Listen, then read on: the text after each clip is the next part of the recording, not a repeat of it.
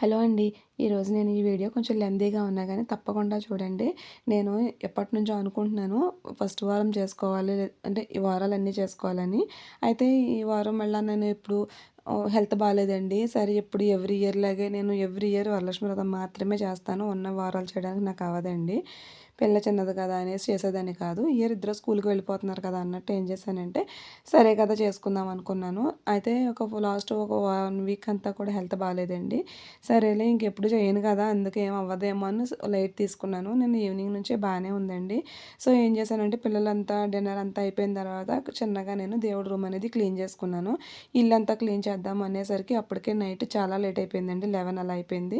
సర్లే కదా అని చెప్పేసి ఎర్లీ మార్నింగ్ లేచి అయినంత వరకు కొంచెం కొంచెం క్లీన్ చేసుకున్నాను. పిల్లలు వెళ్ళిపోయిన తర్వాత మొత్తం క్లీన్ చేసుకొని చక్కగా తలస్నానం చేసి సరే చేసుకుందాం బానే ఉంది కదా! కొంచెం ఓపికగానే అనిపిస్తుంది కదా! అని పూజ అయితే చేసుకున్నానండి.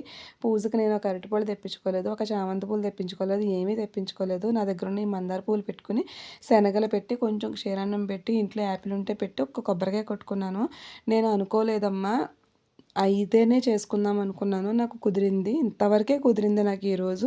నేను ఇంతవరకే చేసుకోగలిగాను అని దండం పెట్టుకున్నానండి. అయిపోయింది. నేను ఎప్పుడు పూజలు చేసినా సరే పూజ అంతా అయిపోయిన తర్వాత మనస్ఫూర్తిగా నేను దండం పెట్టుకున్న తర్వాత చాలు అనుకున్న తర్వాత అప్పుడు నేను బెడ్రూమ్‌లోకి వచ్చి ఫోన్ తీసుకెళ్ళి అప్పుడు వీడియోస్ తీస్తాననమాట.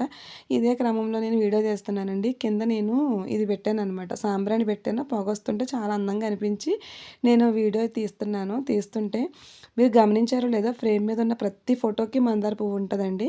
అలాంటిది నాకు లక్ష్మీదేవి దగ్గర ఉన్నటువంటి మందార పువ్వు మాత్రమే టక్కుమని కింద పడిందనమాట. నిజంగా నాకు ఎంత హ్యాపీ అంటే, నువ్వు ఏం పెట్టి చేసావనేది కాదు, నువ్వు ఎంత మనస్ఫూర్తిగా చేసావనేది నేను చూసాను అని నాకు ఆ తల్లి సమాధానం చెప్పింది అనిపించింది. నాకు ఎంత ఆనందం అంటే నిజంగానండి, అసల నాకు ఇంక ఈ ఆనందాన్ని చెప్పలేననమాట అసలను.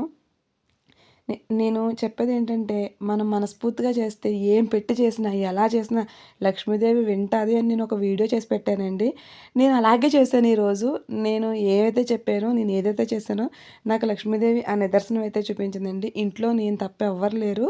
పైగా మాకు ఎక్కడ గాలొచ్చే అవకాశం కూడా లేదండి. సో, నిజంగా చాలా హ్యాపీ. వీడియో ఎలా అనిపించింది